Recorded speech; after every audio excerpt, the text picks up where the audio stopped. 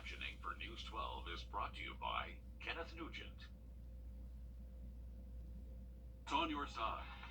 News 12, first at 5, continues. It is Friday night, and we know what that means. Time for Under the Lights, our team of reporters stationed all across the area, preparing for tonight's high school football games.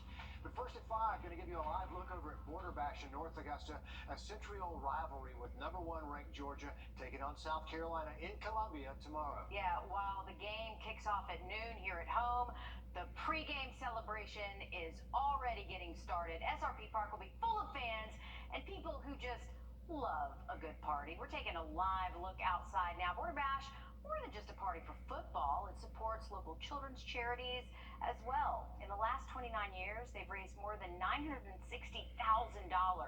And this year, they want to hit the $1 million mark. That's a lot of money over a lot of years for a lot of local families.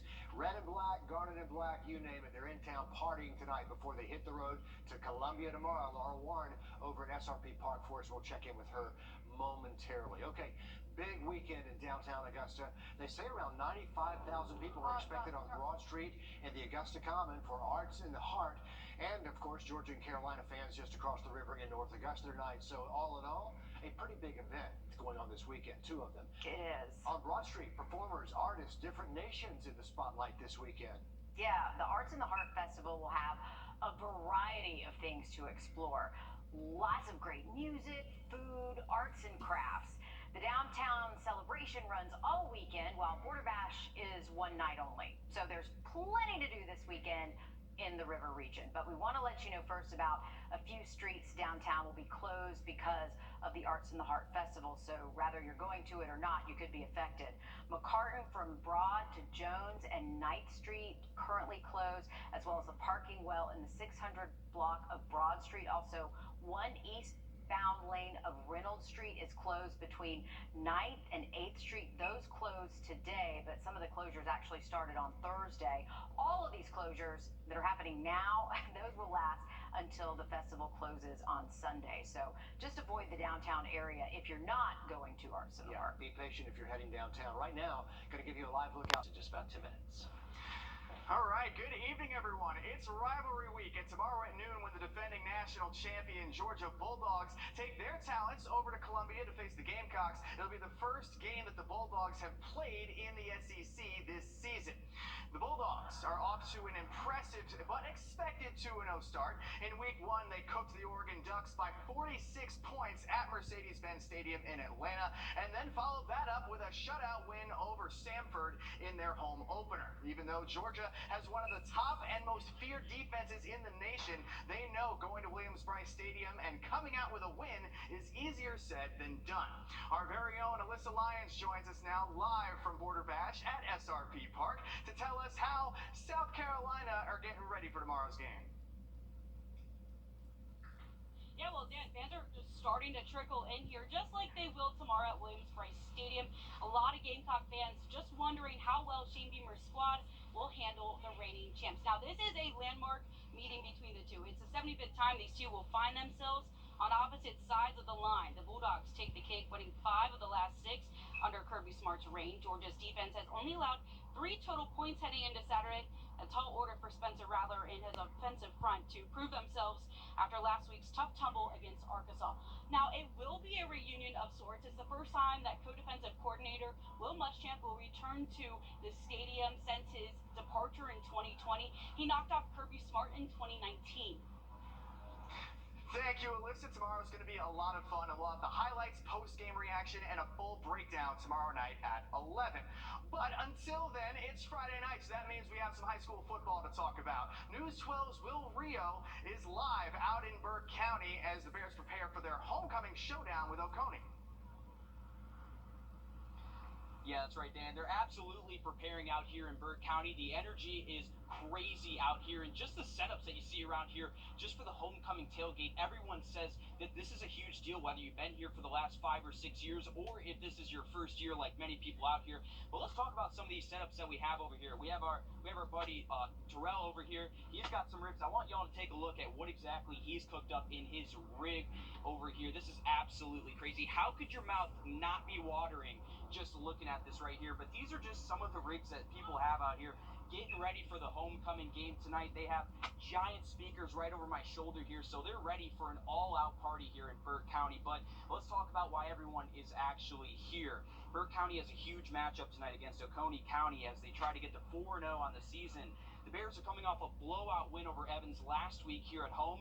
Head coach Eric Parker says they're doing things the old-fashioned way by getting a lot of guys to step up and just do their jobs. But tonight is all about controlling that line of scrimmage. They feel like they have a disadvantage there, so if they can handle that, they can win this game.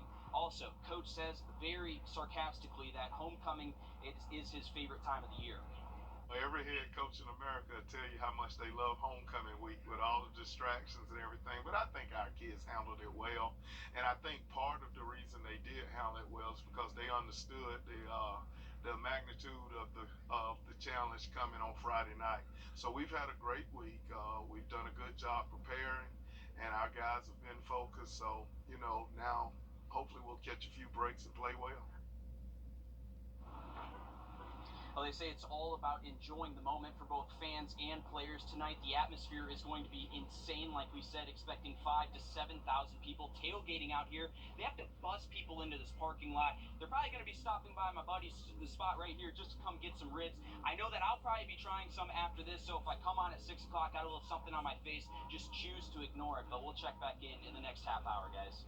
You know what? Thank you, Will, and I forbid you to come back to the newsroom unless you do have some of that beautiful-looking food there. And it's a busy night around the CSRA, as you guys know, so we'll be checking in with more of our local high school teams and continue to get you ready for the showdown between the Bulldogs and the Gamecocks at the top of the hour. Yeah, Dan, thanks very much. We have more coverage under the lights and Border Bash coming up right here at 6 o'clock. Yeah, I actually enjoyed our director saying that it's not Will Rio, it's Grill Rio. That's pretty with good. all the stuff out there. Quick thinking right Yeah, there. some funny, we're all hungry. But now we do need to get serious. The sheriff's office says they need your help finding this woman. Take a good look. This is her and her daughter. They were last seen 3 days ago. Deputies say this is 25-year-old Jasmine and her 2-year-old Amira Allen. Deputies say Jasmine's mother told them she is suffering from postpartum depression. They were last seen leaving their home on Coniston Drive. They were in a 2018 Jeep Wrangler.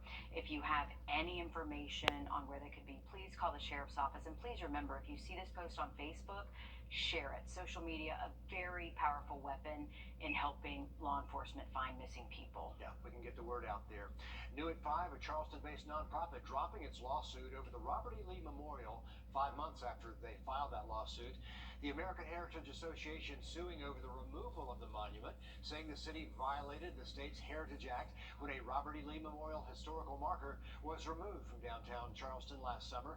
But leaders with the city of Charleston conclude the removal of the marker would be allowed under the Heritage Act.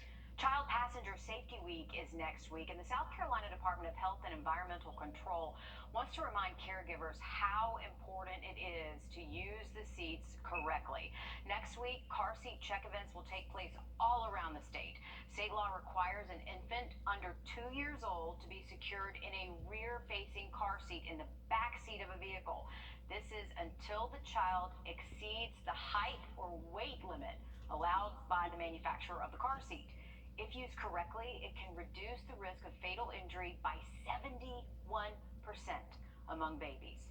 In Augusta, the Georgia Governor's Office of Highway Safety and Department of Public Safety both offering free seat checks at Bye Bye Baby from 2 to 4 on September 22nd. Also, Grovetown Police will be offering a similar program September 24th at Grovetown City Hall from 11 to 2. Well, so to come first at 5, tributes across the globe just pouring in for Queen Elizabeth. And now you have the chance to send your well wishes from right here at home. We'll explain first at 5. Well, another day with beautiful conditions outside, and luckily it is going to continue into the weekend forecast. Well, an update there just after the break. The sights and sounds, the drives, the thrill of it all. Complete coverage of all your local high school football action. Under the Lights, powered by Sig Cox Heating and Air. Friday night starting at 5:30 on News 12. Put me in, Coach. I'm ready. He scored at Milton Ruben Chrysler Dodge Jeep Ram during Jeep Adventure Day's new 2022 Grand Cherokee and Grand Cherokee L models to choose. I want to take you out live now to London. These are live pictures. This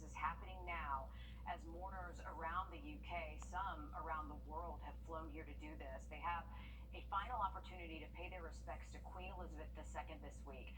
Right now, she is at Westminster Hall, and she will lie in state until her funeral on Monday. The Queen will be buried in St. George's Chapel next to her husband, Prince Philip. A beautiful space there, 10:43 at night there, but it's been going on really around the clock. They've been lining up for hours, waiting many hours just to pay their respects to the Queen. Our Maria Sellers was in Aiken today, where members of the community are writing and leaving tributes to Her Majesty. And the best part, those tributes will be sent to Buckingham Palace. Take a look.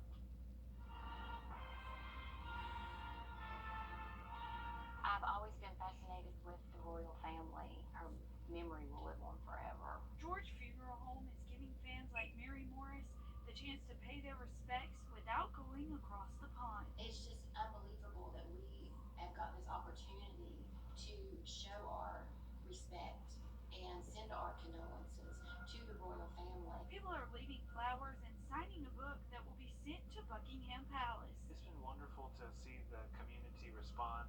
There have been people that were in London in 1953 when the Queen's coronation took place. There are people that had, experiences in the United Kingdom and all across the world. And I too got to sign the book. So it's just so wonderful to be able to offer this opportunity to the community. But it's more than just a chance to give condolences. We have, of course, signed order for both her and Philip, which is a rare document. It's also highlighting her reign as queen over the last 70 years with royal artifacts dating back to the 1930s. She is the one constant and the one thing that has been stable within this world for so many years. This will be a time unlike any of us will ever witness in history again. So that is why this was important for us to share this. In Aiken, Maria Sellers on your side.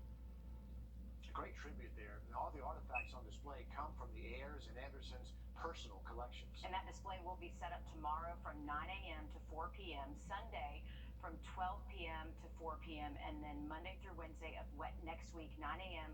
to 5 p.m., and you are invited to sign that book, and again, they are sending it to Buckingham Palace. What a tribute that is to the Queen. To weather now as we head outside. And at MiltonRubinChevy.com, we'll do whatever it takes. The fastest growing language in the world just added nearly 24 new words or expressions, and if you send text messages, you'll probably use them. New emoji just approved, and some of them may have you scratching your head about how to use them. Our consumer tech reporter Jamie Tucker takes a first look at what's coming our way and a simple trick to use them correctly. Make no mistake, emoji is a worldwide language, voted on, approved, and released by the Unicode Consortium, and is a nonprofit group creating this new language that everyone in the world can use and understand. And this latest release adds 20 new words to that language.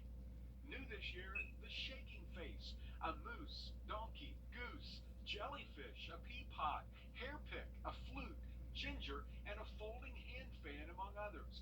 Of these, the shaking face is probably the most intriguing. According to the consortium, it expresses a reaction to some surprise news or an emphatic no. This brings the total number of emoji to 3,664. The question many people have is, how do you know what emoji to use? You can't keep track of the meanings of all 3,600 of them. On Android devices and iPhones, emoji options appear as you're typing out a text or a post. But here's a little trick you may not know about how to use an emoji on an iPhone. Type out your text and then hold down the emoji button on the keyboard. It will highlight any words for which there is an emoji. Tapping on those highlighted words will insert the correct emoji so your friends will think you're cool. And by the way, if you have an idea for a new emoji, you can submit it to the Unicode Consortium on its website. Members will review and consider emoji requests. Yeah, so put on your thinking caps. That's What the Tech. I'm Jamie Tucker. I had no idea. I did not know that. You could hover over there and press that button and it'll recommend the emojis for you. But I use them I use the wrong ones anyway. You know the salsa dancer? Right. I don't use that for dancing. I use that as I'm coming with gusto. Like I'm enthusiastic about coming somewhere. And people who know you understand. Right. Like I'm coming, but I'm excited about it. Anyway, don't look for the new emoji on your phones just yet. They'll be released for the iPhone and Android, Facebook, Instagram, and pretty much much everywhere else beginning in October. The weird one there in that last group is ginger. It was just a piece of sprig of ginger. You know what that makes me think of? And, my stomach hurts because ginger is good for that, right? Okay. It helps an upset stomach. All right. That's ginger. I guess. Okay. I don't know. I hope it's not something that's like dirty and we No, just. we're talking about it. Oh my gosh. Gotta go. Yeah, Okay. we break. Be right Please save us. I plan. We're a great country full of generous people. One out wants to divide us.